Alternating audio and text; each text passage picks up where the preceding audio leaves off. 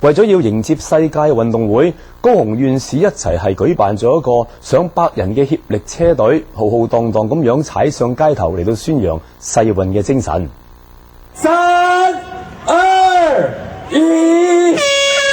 終點站！大人細路一齊踩協力車向街頭出發，聲勢相當之浩大，仲有學生係着住直排輪，然之後舞龍舞獅嚟到助陣。上百人嘅車隊踩住協力車係喺高雄嘅鳳山街頭度行大街，而陳菊市長亦都係親自到現場嚟到宣導2009年嘅世運會已經係進入倒數計時嘅階段。